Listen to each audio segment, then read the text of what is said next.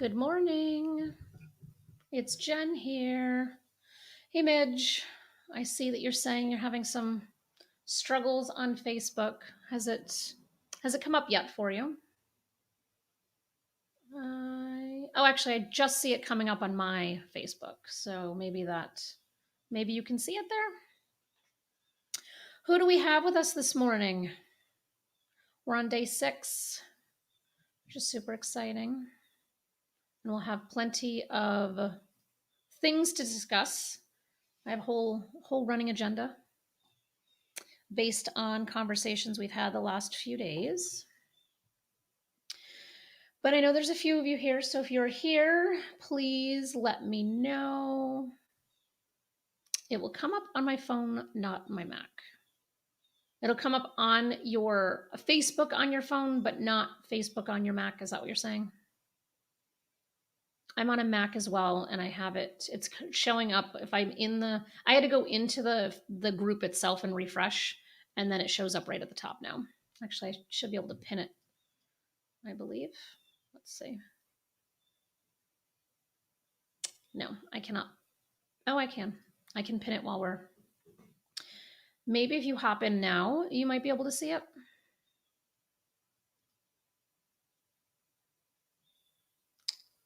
Hey, Rhonda. Good morning. Happy you're here.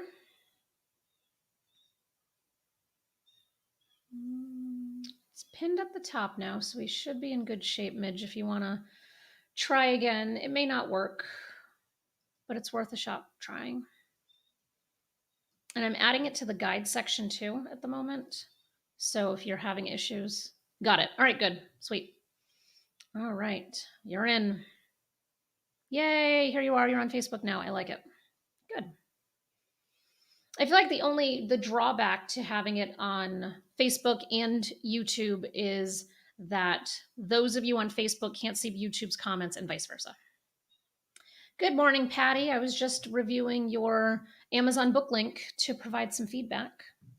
And I have 4 bullet points on my agenda for today, even though today is very much a deep dive discussion on questions and some spotlights if anybody would like to come up and be on video with me and to chat about some things. I'm happy to do that. That is my agenda, but I want to talk about editing. I want to talk about workbooks. I'm going to talk about Patty's book, and I have an analogy that's tied to editing about ice sculptures that I will share with you as well. And so those are my 4 bullet points, but it is before our start time. We still have, I would say, 7 minutes before we start. So if you need to run to the bathroom, get something to drink, grab your breakfast, whatever it is that you might be doing right now, we'll wait for some of our other regulars to arrive, and then we'll get into it. So if anyone is watching this on replay, it shows that we're about 8 minutes in. It's because I started this early to help Facebook notify people more efficiently. And so you can skip to the 15-minute mark and we'll be in good shape. So how is everyone's morning? How are you feeling? We're on day 6 here. How are you feeling with the progress that you are making while we've been together? My hope and goal is always that it's feeling good, you're in good shape, you're not super overwhelmed. But that may not be the case. So I want to hear it. I want to hear it if you're having any struggles, because we have a good amount of time today to just to focus on Q&A. And I have no hard stop today. So if we need to run longer than we've been, I'm happy to answer questions. This is one of those sessions that inevitably I mix it up each time I run a workshop of where I want to put the kind of the deep dive Q&A into the mix. And this is always one of those sessions that not everyone shows up to, but the people who do show up to are very happy, because we go into such deep detail on just questions that you have in particular that were not part of my outline previously of the program. All right, let's see, Mitch. I'm still a little confused about word count when it came to figuring out how long I write to get the word count for the declaration page. I'm glad that you're even looking at the declaration page, so thank you for that. Let's see, I had the workbook up just a minute ago. Even by 10 a.m. I have 900 windows open, it seems. All right, let's see. Let me just find it quick to see. So the declaration says, I hereby commit to writing X amount of words per day over the next blank days. So you could swap this out to say, I hereby commit to writing X amount of sessions over the next X amount of weeks. So you can play around with the language a little bit. So if you go through the exercise again, but you actually follow the way that it's structured in the workbook, the days and weeks and days, or words per day and days, will make a little bit more sense. But you're welcome to kind of swap that out however you please that works for you, honestly. The whole point of having that declaration page is so you can print it out, hang it on your fridge, your bathroom, your office, your bedroom, wherever you want to put it, to just remind yourself of the commitment that you made to yourself to get this done. You know, we have just as I've talked about our program, we have a number of different programs that we run, and we often have people fill out some kind of declaration at the beginning, just as a reminder. And for accountability purposes, a lot of times people like to send it to us. And then, just to say like, all right, I filled this out, I'm sending it to you, I'm also sticking it on my fridge.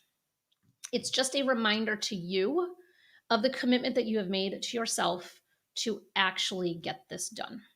We have to trick ourselves. There's so much of this is mindset related, and how to convince ourselves that this is something that we want to do, because we know innately that we want to do it, but the actual tactics of doing it, we have to kind of struggle with a lot of times. And good morning, Rebecca.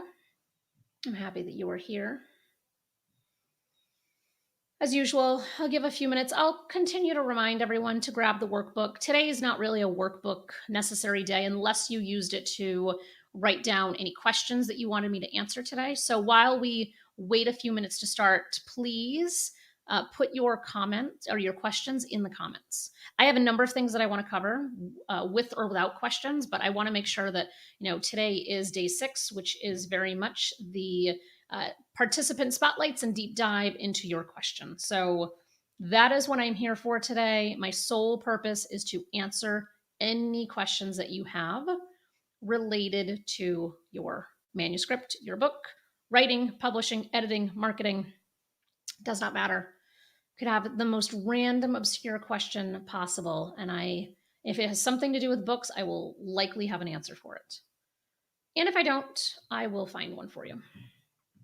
Occasionally, I get stumped. I encourage being stumped. So we'll see. So let's see if we can stump me today on a question. But my agenda for today is I'm going to share an analogy around sculptures that will help you think about your editing process. We can go into deeper detail on the editing process.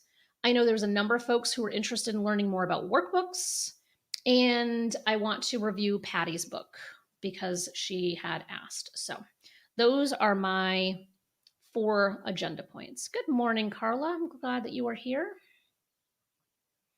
Fantastic.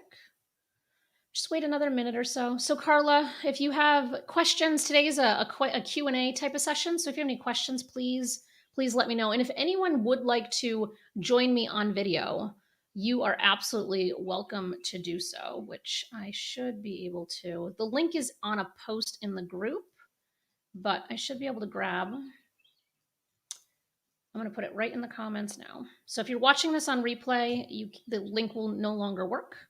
But if you were here live right now, all you have to do is click that link and you will show up in a video in the bottom of my screen, and I can patch you in. So if you want to do some kind of deep dive on your question that requires a little more conversation, a little more back and forth, that is what my intention with that is. All right.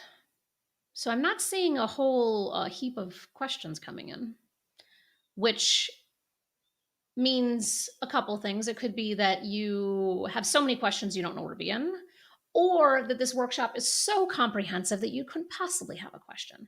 However, I doubt it is the latter, as much as I would love to say that. The publishing process, as I've been saying, and even just the writing process, It doesn't have to be complicated. It really doesn't. But a lot of times it is complicated and it's confusing. It's more confusing than it is complicated. Once you have the right information, you're in good shape. But it's kind of accessing that right information to know, if you go to Google and you're looking for something and there's 8,000 results that come up, who is the person to listen to versus who's the person who doesn't know what they're talking about. And kind of, oh, geez, that just scared the crap out of me. Midge, you're here. Okay, I love it. I'm sure no one else heard that noise, but it just scared the absolute crap out of me. I startle easily if that's not obvious. And Midge is laughing and I can see her. So at least we have Midge who's going to come up so we can do some brainstorming and talking. But so for those of you who are now here, I'm just going to run through all the things that I'm going to discuss because I see a couple more people coming in. And there's a few names that I was hoping that I would see this morning.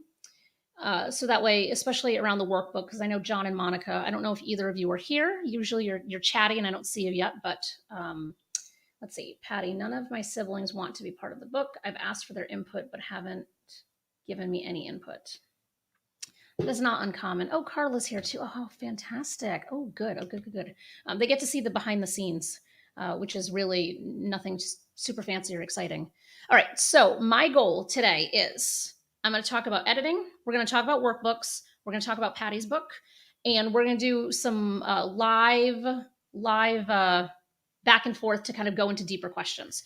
So, John, you are here. Just multitasking. Okay, good. All right. So I'm going to start with the folks that we have who are volunteering to come on the screen with me, which is super exciting. So we have Midge and we have Carla. So I'm going to bring Midge on first because you're the one who first popped in here. And so our goal is going to be to just kind of troubleshoot something that you might be struggling with right now. Does that sound like a good plan? All right, before I bring you in, Midge, what I need you to do is close out Facebook. So wherever you might be, like whatever tab it's in, just close it out. Same thing for Carla when you come on as well. Just close out wherever you were watching this from, because otherwise it creates a insanely loud feedback loop.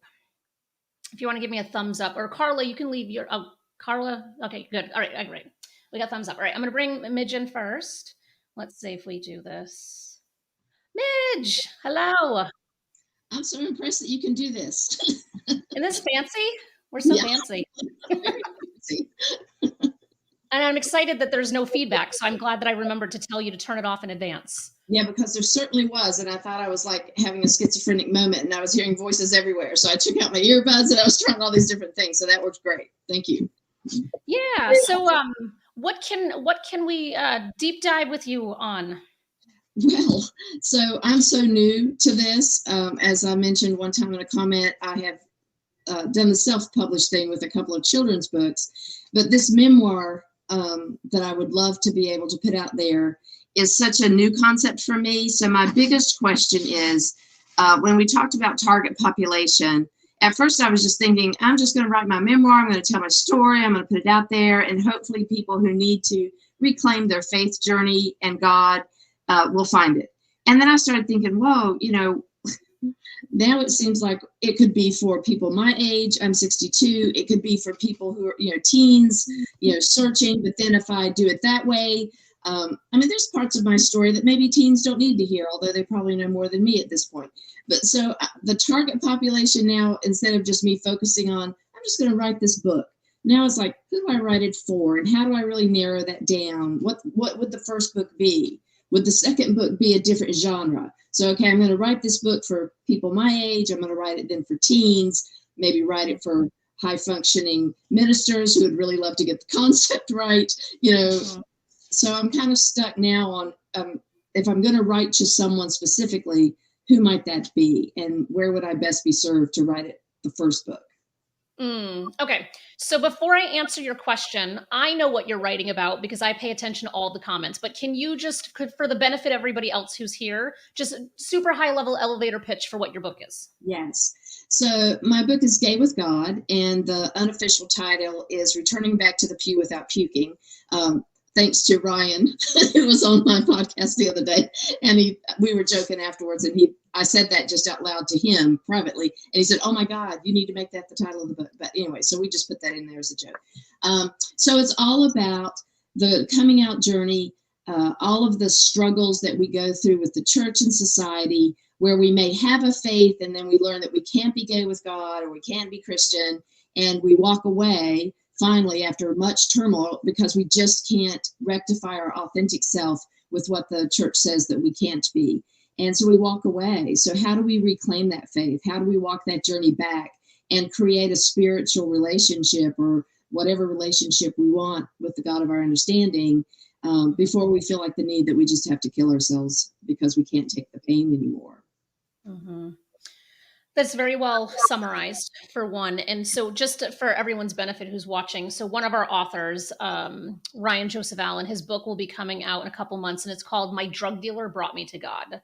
And it's a really powerful book about just kind of recovery and addiction and reconciling with faith and all of those things. So I connected the two of you. I'm glad that you did a podcast interview together. I think that's fantastic. It was And awesome. so, if I were, and I am advising you because we're having this conversation right now, but if I were in your position, I would be thinking about, from a target reader standpoint, who is the one struggling with that the most? Like, what age range? Because I would imagine, this is just my personal opinion, but I would imagine if somebody were closeted in their teens and they were forced to attend whatever religion was part of, their family's history and culture, and they didn't feel valued or seen, or they were just blatantly discriminated against, because there's so many religions that are very anti-LGBTQ. And so there's a lot that goes there.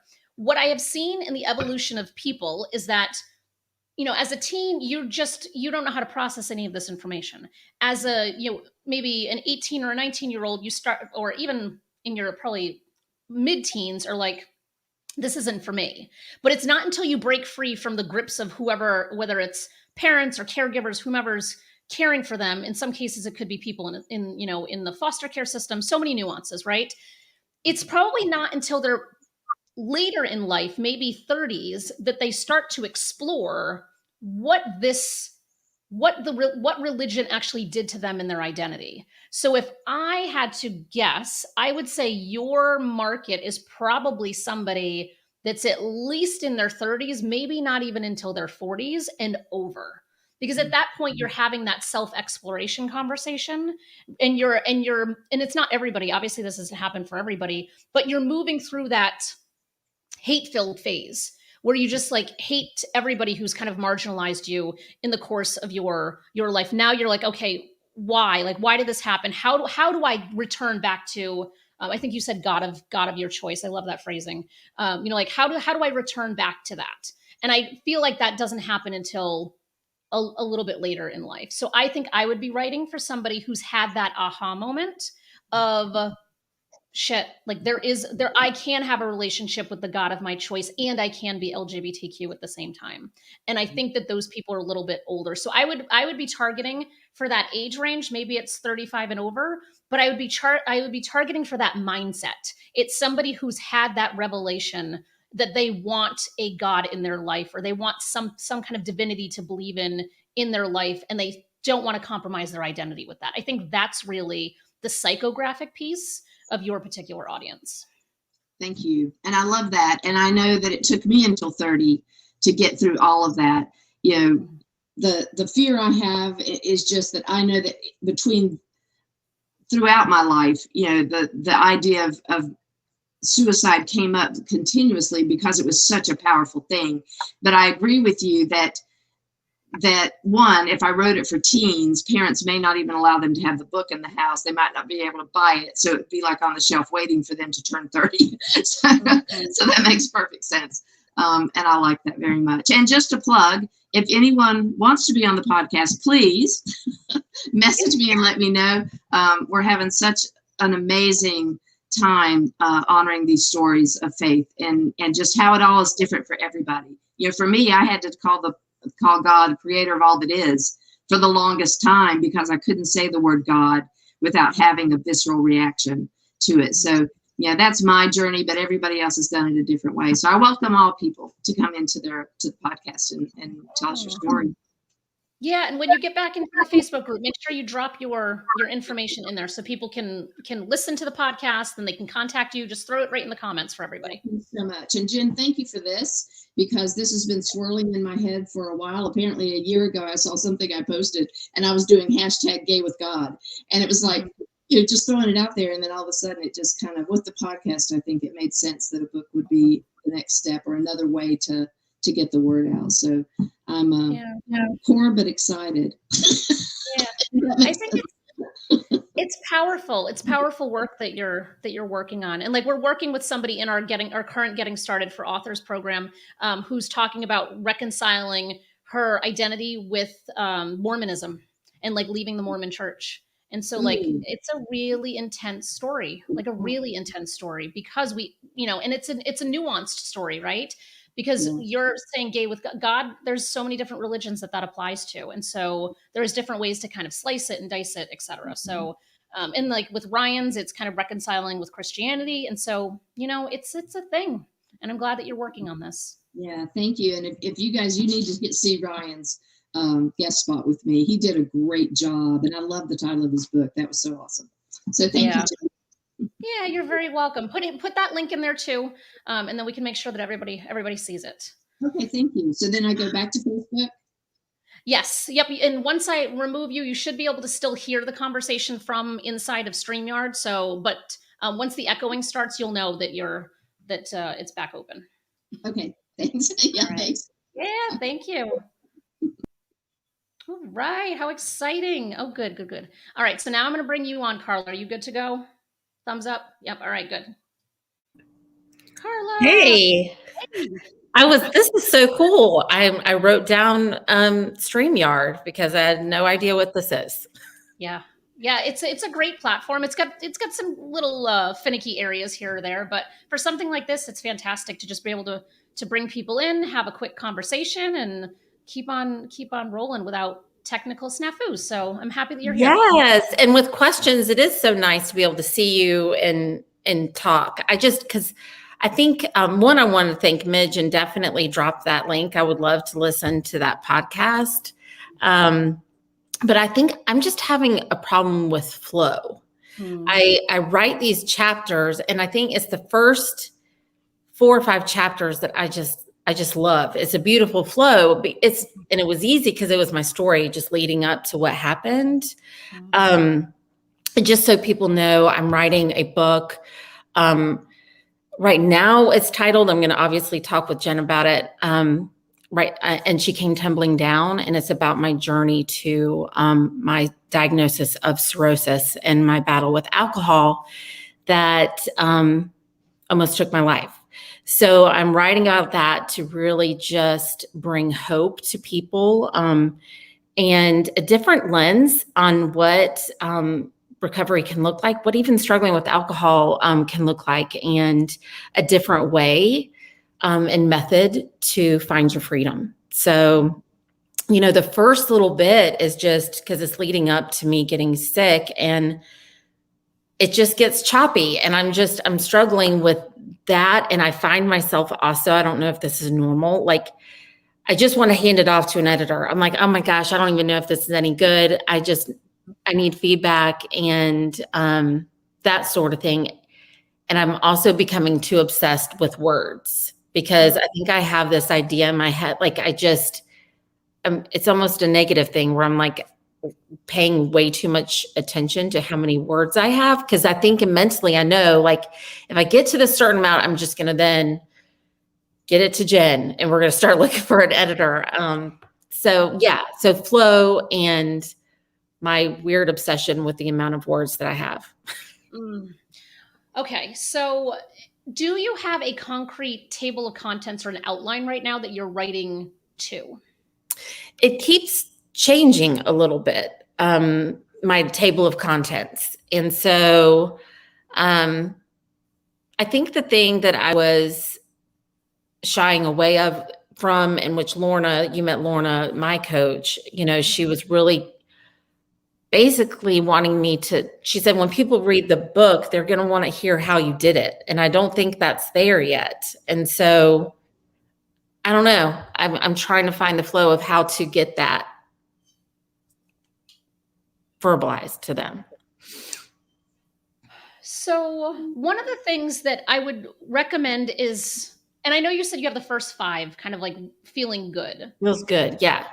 A lot of times it makes way more sense to write the introduction or write the how I got here or how this book came to be after. So it seems, so what happens with our brains is that we think that the writing process is very linear because the reading process is linear, right? So when you pick up a book, you start at chapter 1 and you go to the end. You read the introduction, you go to the end.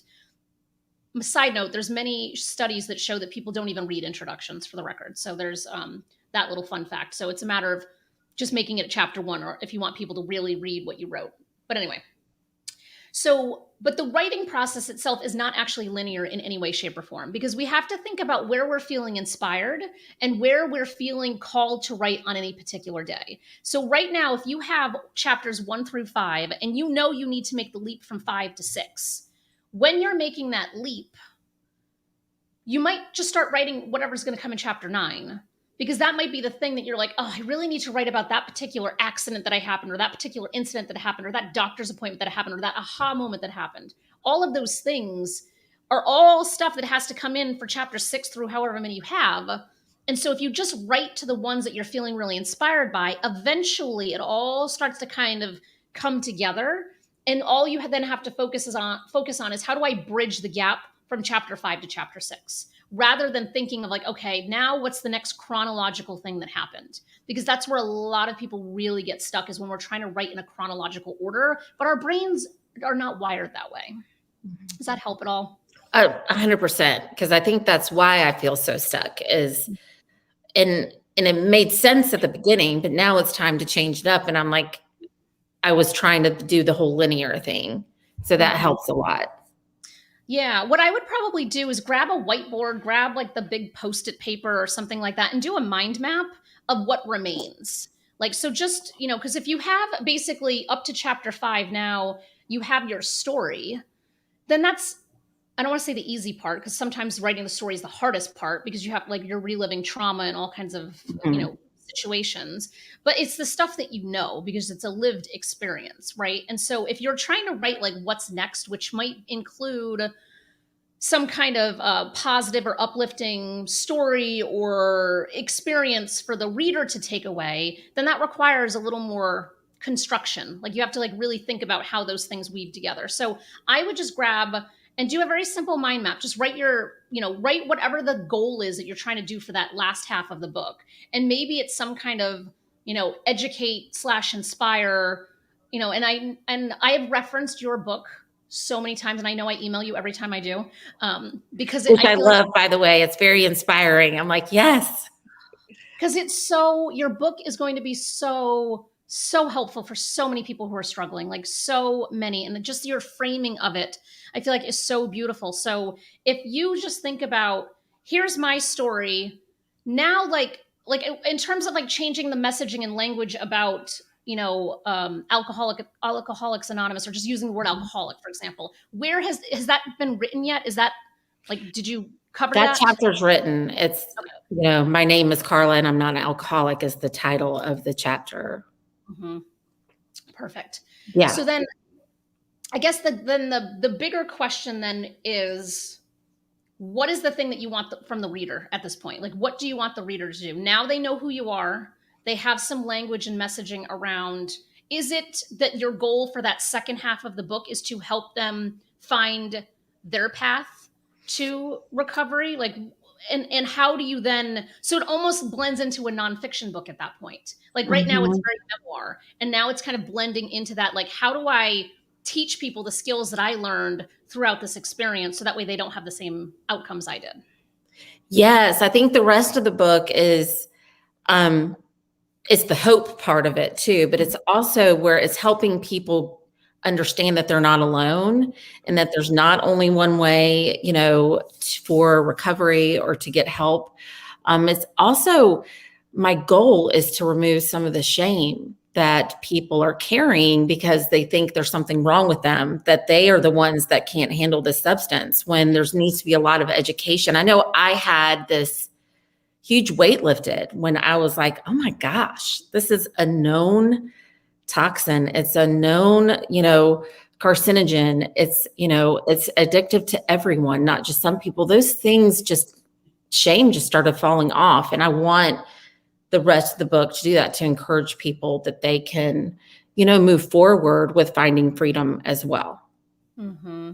So do you come up with a steps, or steps? Probably no, because it's too close to like a 12-step program. So you'd want to use a different word, but like principles, or like some framework is what I'm trying to get to. Like some kind of framework to help them peel the onion of who they are, to identify the core of what brought them to the position where they're using alcohol as whatever coping mechanism. Like, so is it somehow kind of like teaching, basically extracting from your own story and teaching people exactly what you did, but more of like an educational type of way that is hopeful and inspiring?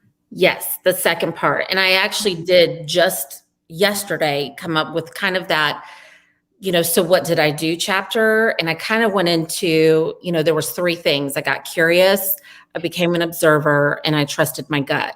And the curious part, I'll start with, and then go into, the education, like, what is this stuff? And, really educating the observer role, really will go into how our society presents alcohol to you. And like, there's a lot of really cool, crazy studies about that, and how, we're basically being set up to love this stuff since we're children, and then trusting my gut is the whole, the path that I took, just trusting my gut, that I didn't have to force myself into the ways that everybody else told me I had to do it. And listened to myself and chose this other route, and talking about that.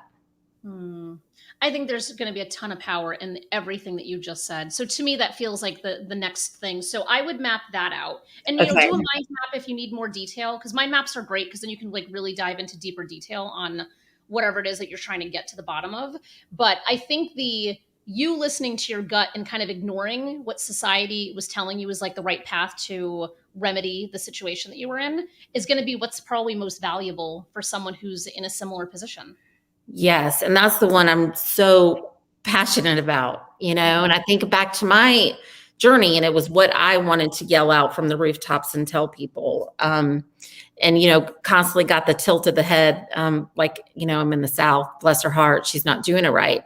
That it's my chance to, express that, and obviously be clear too, that all methods to recovery are amazing. It's just, we can't just have just one. We really need to open the door to whatever helps someone. Mm-hmm. Yeah. Mm-hmm. Yeah, I think what I would do is just really, Okay. and then write to what is feeling best. So it might be that final chapter. What you're talking about right now is the thing that you write tomorrow. Like, it doesn't have to be that you go into the framework in that particular order. Just write where you're feeling inspired. And this is applicable for everybody. It makes this process so much easier when you're not like sitting at a screen and kind of like angry that you have to like write this next thing because you're just not feeling it in that day, but you're inspired about writing something else. And if you just write that instead, you have to write it all eventually anyway. So just kind of write where you're feeling compelled at the moment. And that alone will make the process significantly easier. Awesome. Perfect. Thank you. Yeah, you bet. You bet. Well, I'm happy that you're here and we got a chance to chat again. This was a nice treat to actually really get to go back and forth. So thank you. And thank you for doing this. Yeah, of course, you bet. Well, thank you. I will move you out. You might hear some echoing again. Okay, so does anyone else want to hop on before I move on to looking? I want to look at Patty's information quickly, and I did have plans on talking about editing in workbooks. Like I said, I don't have a hard stop in particular, other than probably another 30 minutes or so. So if anyone, clearly we're already at the 30-minute pass mark. So if you need to leave, by all means, you can come back and watch the replay later. But I do plan on going into the editing and the workbooks, and a couple minutes for Patty's book. So I'm just going to start with Patty's because I already looked at it and I already have some thoughts and opinions. I want to see if I can share. And Patty, I know you're here and you're in the comments. Can you just make note that you are like granting me permission, if you will, to just kind of say what I see. I just want to make sure that we have your permission to do it while we're live. Obviously, I will couch everything with love, but I just want to make sure that you're okay with whatever that other people are kind of seeing what I'm saying. So if you want to just give me the go ahead on that, that would be fantastic. And while I wait for the go ahead, okay, never mind. Here she is. Yes, please. Okay. All right. So I'm going to see if I can share my screen, because then everybody can see what I'm looking at, which would be fantastic. All right, hold on. Let's see. Stop screen share, start screen share. Let's see if I can pull this off. We're doing good today with the with technology, so I think I'm going to be able to do it. I did it. Okay, so let me go back to Patty's book. All right, so this might be a little bit, actually, I'm going to remove my video because then you can see it even better. Well, that didn't help too much. Hold on, let me just remove this. Okay, so Patty, okay, so when I look at this, and I think you were asking about marketing related things, if I'm not mistaken. But I feel like, number one, when I come here, I'm impressed because this came out in May. I feel like I saw, yes, May of this year. So just a couple months ago. And you already have 34 reviews. I just want to acknowledge that I would be impressed with myself if I had 34 reviews in a couple of months. So I immediately see that you're doing something right. Additionally, when I scroll down to the bottom in the product details area, I can see that your bestseller rank right now, you're doing really well. You're number 33 in physical disability, 61 in children's new baby books. I can't draw the conclusion why it's in that category, but it is what it is. Amazon does whatever they please. And then 145 parenting children with disabilities. So based on the little bit that I read, I feel like these are really great, because what this tells me is that your book is already selling. Like your book is doing something. It might not be the sales that you in particular are looking for. You might have much bigger goals, but I see, like, just based on these numbers alone, I can formulate some ballparks of how many books you're probably selling in order to get there. That's a really great thing. Because if I had opened this and your rank was like somewhere in like the 1 million something or other, or they wasn't even listed in any categories, which does happen, or you didn't have any reviews, then there would probably be other things that I would be concerned about.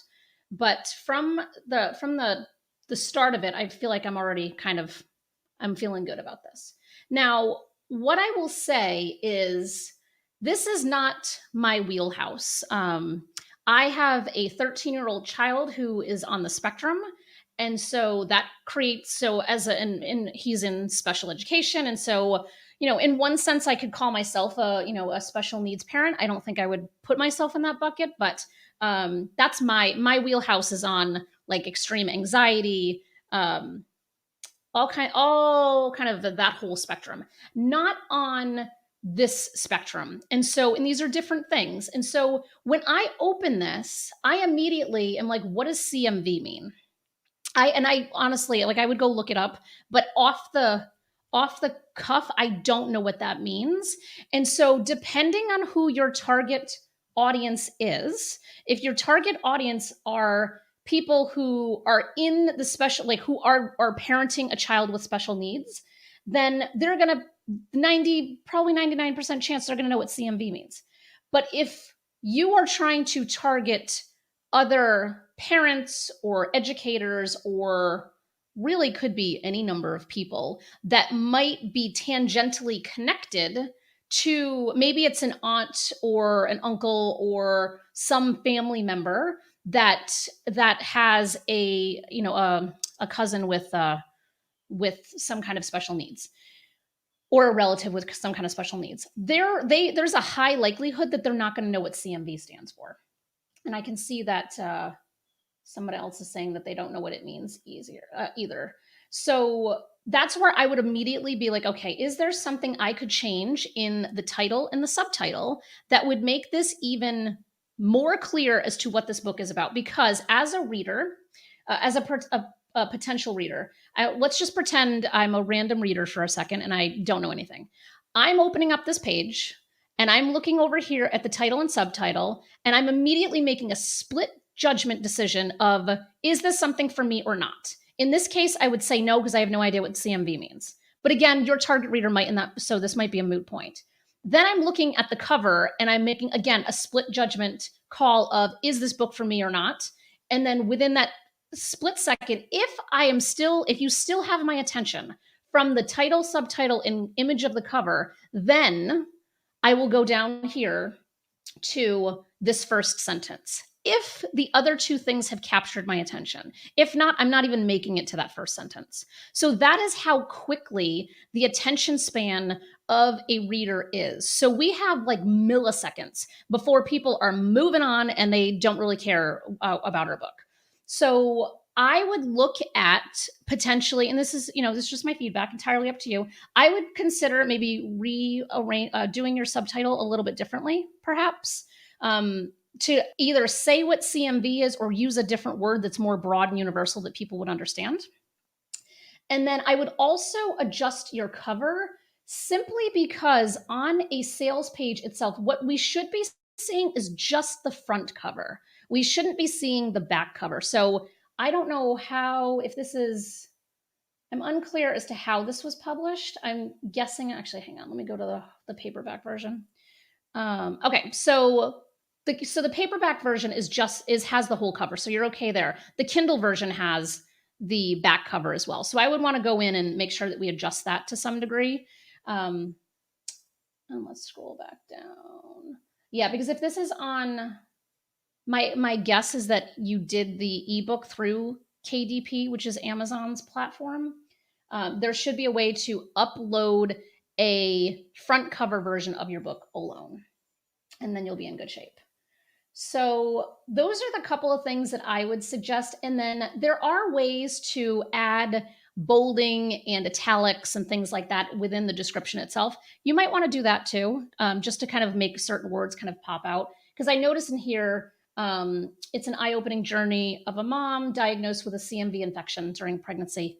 Again, I personally have no idea what a CMV infection means. So I would just add maybe a little more to the layperson. Again, only if that is who your target reader is. Like if your target reader is not somebody who is outside of this space, then that's okay. Then you can probably keep it exactly as is. But if you're really trying to go a little bit broader, because I think the opportunity that I would see with this is that, it's great for someone who has a child with special needs to see themselves reflected back in a book. I think that's remarkable and fantastic, and not everyone has that opportunity to see themselves reflected back.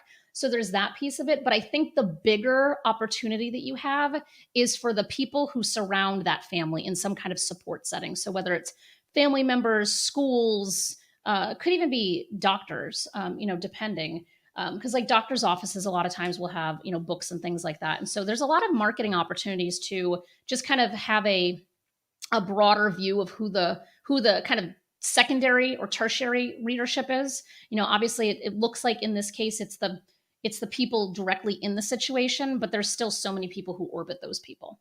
So those are my quick recommendations. I hope that this is helpful, and I'm happy to provide any additional feedback that could be helpful for you. So I see that you said, okay, so any other questions? And I see a couple of folks are also saying, I don't know what CMV is either. So if you want to even post it in the comments for a minute, Patty, I would be curious.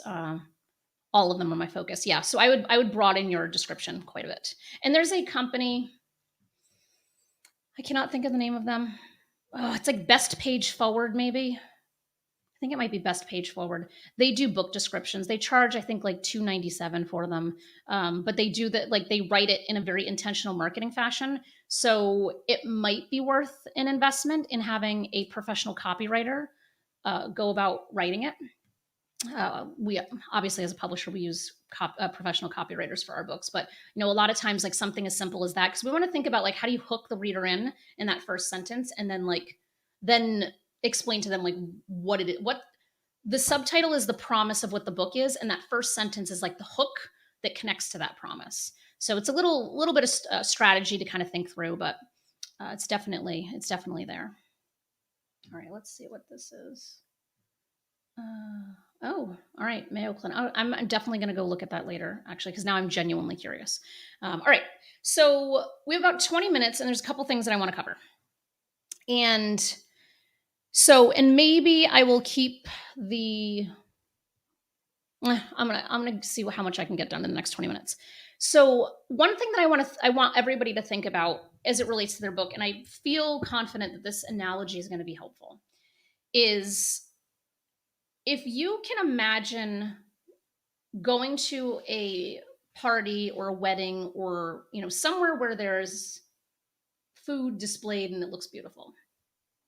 A lot of times there's ice sculptures and they're big, they're gorgeous, they're spewing water. They're kind of like a backdrop thing that people may or may not actually pay attention to, but they're there.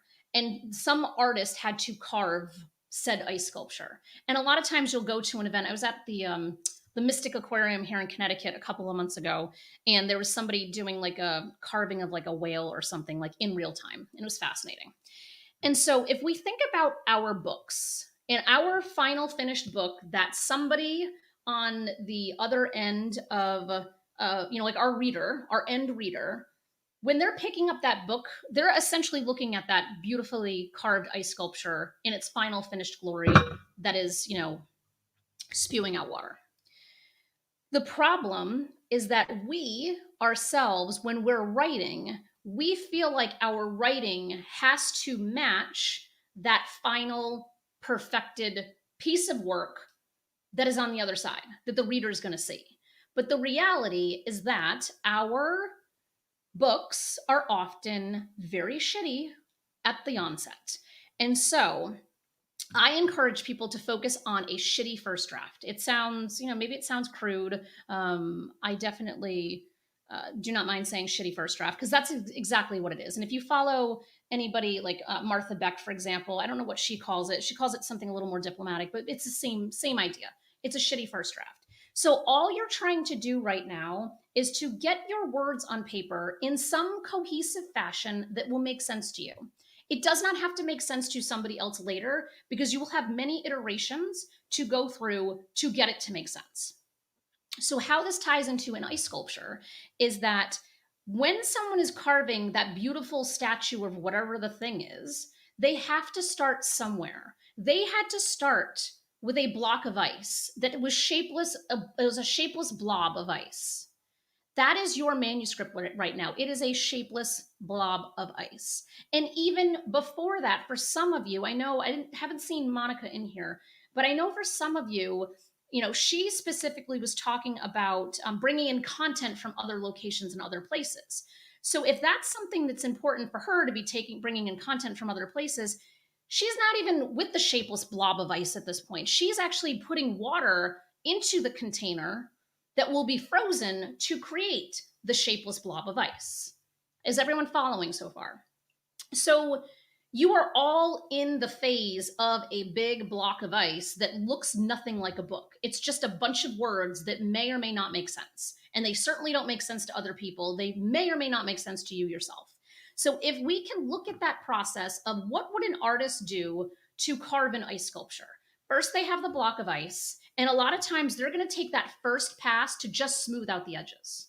Then they're going to take another pass and they're going to continue to smooth out the edges. And then it could be, I'm not sure how many passes they take through because I'm not an ice sculpture carving person. However, it looks like it takes them a long time to kind of go through and refine and chisel and shape. And, maybe they're working on the top of it, and then maybe they're working on the bottom of it, and maybe they're working on the sides. Maybe they're trying to carve out that tunnel where the water is going to come through.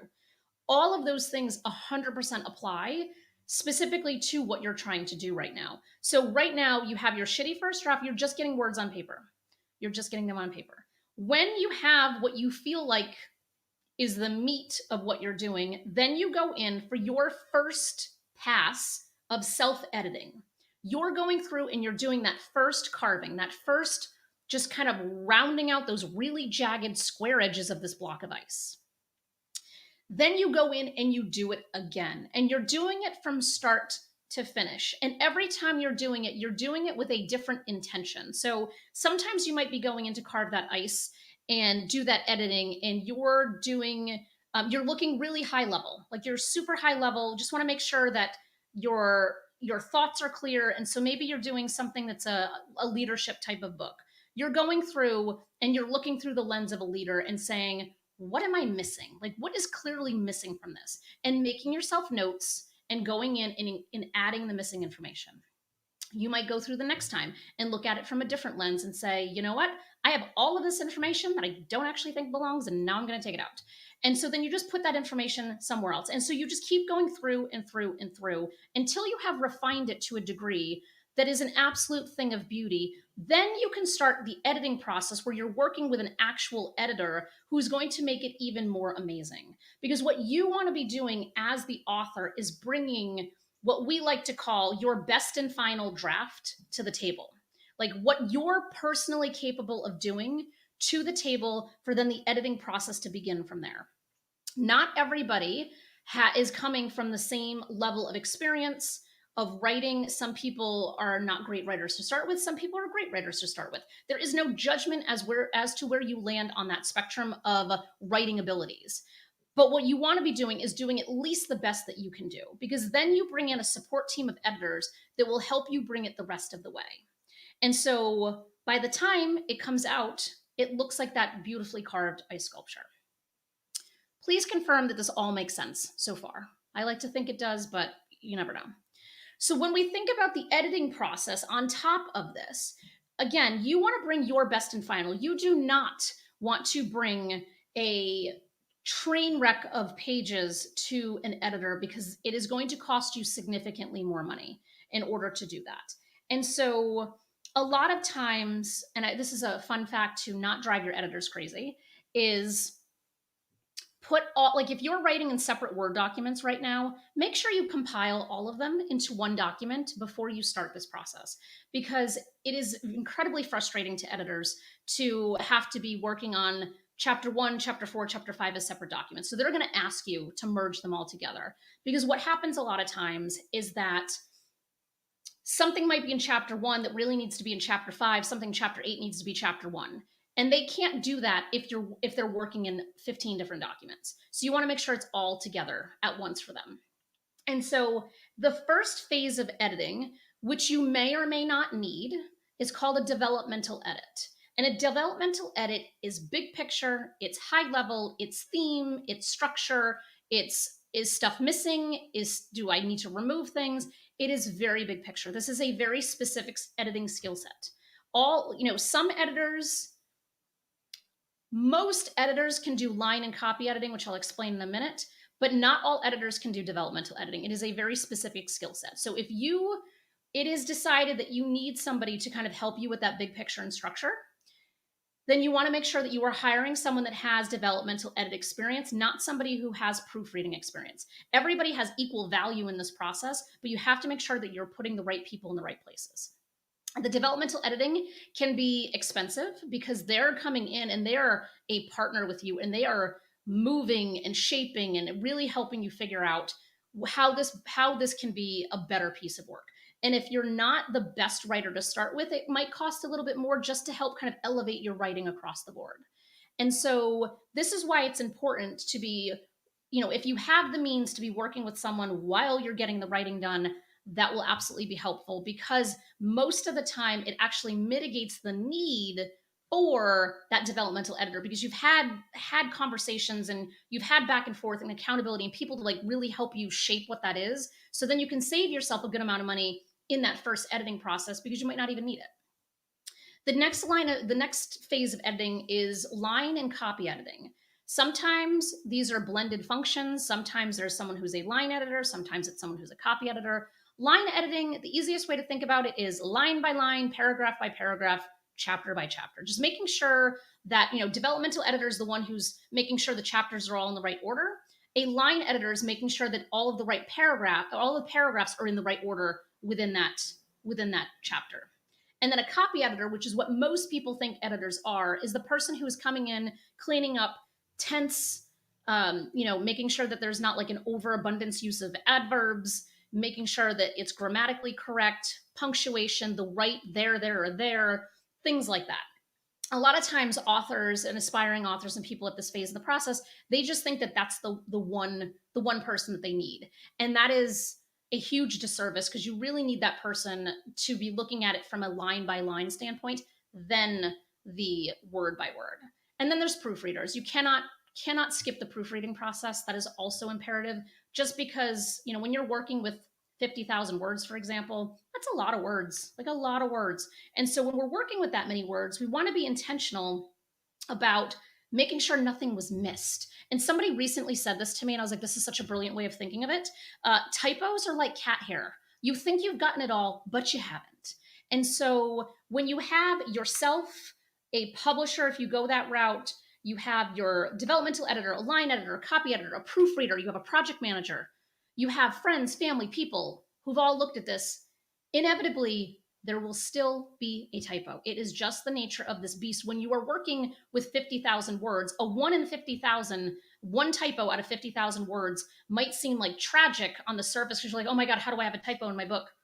It is just the nature of the process. So at least the way that we focus on it is that if we catch that typo really, really early in the process, like after the book is live, we just fix it right away, because we don't want a typo in the book any more than you want the typo in the book. So and a lot of times it takes like some outside person, it's a family member almost always, that reads it and they're like, oh, hey, I hate to say this, but I found a typo. And then you just fix it. And then that way, for all the books printed moving forward, you don't have the typo in it. But it is a pretty common part of this process. And it's very common. It's very common with self-published books, because a lot of times people haven't followed that exact editing order of operations. But even with traditional publishers and hybrid publishers, it happens too. It's just the nature of the beast. So that's kind of how editing works. So my suggestion for all of you would be is to focus on just getting your shitty first draft completed, and then be thinking about that ice sculpture and what you want to do with it. And for those of you who are working on memoirs, something to consider is having different people read your work for different reasons. So when I was writing my memoir, which I will happily post in the resources section, if anybody, I'll put the ebook in there if anybody's interested in looking at how I constructed mine, which is a little bit I kind of did my own thing in terms of my chapters and orders and things like that. But when I was doing mine, I had 8 different people, and I had 8 different people reading it for 8 different reasons. So I had one friend that I was like, I need you to read this, and I need you to imagine being my son when he's 18 or when he's 21 and he's reading this book. I want you to read it to see how that might make him feel. Like, what might I be missing that could be upsetting to him? And then I was like, I had another friend, I'm like, I need you to read this from my sister's perspective. Like, could I be approaching this better? Could I be drawing the line between what's my story to share and what's her story to share? And so we have to really pull those things apart. And so it's hard to do by yourself. So again, if you have a writing group or some kind of community, great. But beyond that, if you have family, friends, people that can provide for a very specific lens, do not say, hey, go read my book, tell me what you think. Give them a reason, give them questions, give them clarity to say, I would really appreciate your opinion on this. Like, and again, in my book, I had 8 different people for different reasons. I had one person who's a really close friend of mine. I'm like, I need you to read it just from like a general reputation standpoint. I was like, I just want to make sure that how this is phrased, that people are not going to be like really upset at the end of reading this and have like a completely different view of who I am. And that might sound like a very vain or ego-driven reason. But at the end of the day, if we're putting a memoir out there, we have to be controlling the narrative. We have to be putting our story out there and be telling it truthfully, but we have to be mindful of the ramifications of telling that story truthfully. So I had somebody kind of looking at it from that perspective. So, there's a lot of different ways that we can slice it. I hope this is kind of a helpful way to think about it. I'm going to save the workbook conversation for one of our next sessions, because I have way more than we have time for to kind of share, and I have visuals. So let me just do a quick recap of where we are in the workshop here. So we have tomorrow, which is indeed a Saturday. So kudos for everyone who joined me on Sunday, and kudos in advance for everyone who joins me on Saturday, tomorrow.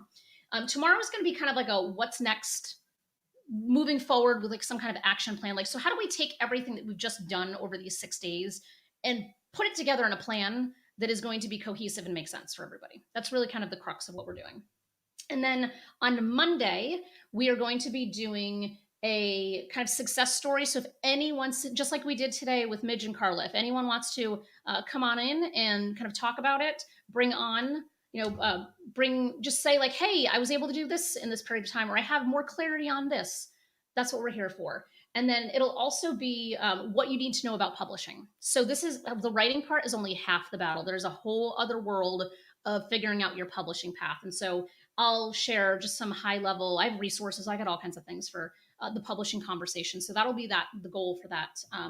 And then Tuesday and Wednesday are going to be more. One of those days is going to be about workbooks because I have not gotten to that yet. And then another one is really going to be more questions and more of the participate live. So like come on live like we did with Midge and Carla today. Let's brainstorm what you have. Like we looked at Patty's book together. If anyone else has a book that they've previously done, they want me to review live, bring it on. We can do that too. So those are all kind of the things that are coming. So we still go until Wednesday of next week, which seems kind of crazy in the grand scheme of things. So I have, once again, I have a habit. Well, I shouldn't say once again. It's like the first time I've actually run out of time, or running out of time. But I will, just because I said yesterday that I would show you a couple more bonuses that I'm going to throw into our program. And I was thinking about them yesterday. And so I do want to just take a minute to share those. So anyone who's going to hop off, totally get it. I'm just so happy that so many of you have stayed for the entire time. This is awesome and fantastic. So yeah, we've been talking about the workbook. So the goal of this program, as I'll just kind of keep reiterating, is to just really get what's in your head out and get that, hopefully more than a shitty first draft, on paper within a 6-month period of time. That is the ultimate goal of what we're trying to do together. And in that goal, yesterday, I was telling you how, we have the editor's eye, which Carla was even saying when she was on, was, saying like, I just need an editor to look at it. Like, this is exactly what the editor's eye is. It's just an editor to look at it to see if you're on the right path. The bonus training videos, so it's fundraising for your book, especially if you don't have the resources kind of piled away for what it takes to do a book, having the right PR strategy, creating your personal brand, all of those things. And then in addition to those, we have the Scrivener writing program. I have mentioned Scrivener probably a dozen times in the last week, and I will continue to mention it. It's a really good program. It's only $49, but we just include it automatically as part of this program when we're doing bonuses. And then we have book templates and starter files that go with the writing program. I think I was mentioning this the other day, actually. And so it's just, you basically open up the file and then literally everything you need to construct your book, not just your manuscript, but like the entire book. So the front matter, it gives examples of how people have written a dedication or acknowledgments. It shows back matter, which is hire me to speak, or here's some book club questions, or any assortment of things. So there's a whole kind of a bunch of options in that direction. And then there's some tutorial videos. And then in the Getting Started program itself, we actually do a number of actually roll up our sleeves together, and I screen share and we go through Scrivener together. So that way you can ask questions, and that's always helpful. Because like I've said before, I only use like 5% of what this program can do, but it's really powerful. And it's powerful even more so. Like when you're writing a memoir, you're bringing in information from a million directions. Same thing with nonfiction. And it can be something that will just transform the way you write or construct content for any reasons, not just your book. So those are the new kind of bonuses that I just wanted to point out. And I think, let's see if I have it in here. Good question. Was that it? Oh yeah. So the date. So just a reminder, if you're interested in getting bonuses, you want to have a conversation about it beforehand, like let's talk about it. But the bonuses are until September 1st. So we still got like a little, like 10 days, however many days from now, to figure out if it makes sense for you to join. And then we do have a monthly payment plan. If that is something that you need, I'm more than happy to do that for you. Just because it's a commitment, and we know that. But the goal is that this money you will end up saving in the long run through both the writing and the publishing process, because you're just so much better equipped for having the right resources. And then here's the ways to contact me. So you can go directly and schedule time on my calendar. You can go to the website. If you're like, I'm in, let's enroll. All of the details of like when the session times meet are on the website itself. Or if you want to send me a DM, you're welcome to send me a DM. I'm here. I'm not going anywhere. I'm easily findable. Let's see, who's asking about the ebook? Patty, yes, I will share my ebook of my memoir, which is called House on Fire. It looks like this. Oh, you know what? I'm going to brag for a second because I'm going to show you. And what's crazy, we published this during COVID, so I haven't, and even now I still haven't really had it with me in person with a lot of people yet. But so this is what it looks like, and because being a book publisher, I had to up the game, and so this is what the side of the book looks like. Is this not the coolest thing you have ever seen? So I'm just so excited about this. So this is a graphic designer that I know, who is just a brilliant human being. And I was like, I want to put flames on the side of the pages. And it is all math. There is no artistry. It is all math. Well, I guess there is a little bit of artistry, but it's like literally an entire math equation. So I just want to brag and show you this. So this is the hardcover version, but I will indeed include the ebook version for anyone who wants to check it out. Just to give you kind of ideas of how you can, like, when you know the rules of writing, you can break the rules. Or when you know the rules of how something should be constructed, you can break the rules. And so I don't even have chapters in mine.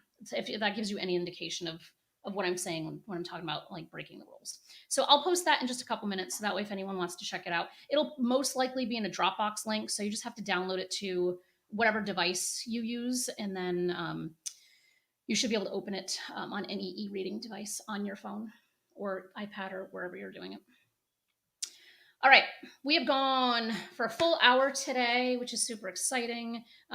Tomorrow, like I said, we'll do kind of a recap planning. We can do more questions tomorrow. I can bring people on live tomorrow too if you want. I know it's a Saturday, so for anyone who can commit the time to being here on a Saturday morning, I very much appreciate it. And then I will see you all next week as well, Monday, Tuesday, and Wednesday. All right, everyone. Thank you all for being here and staying to the end. This has been so awesome. And I will see you all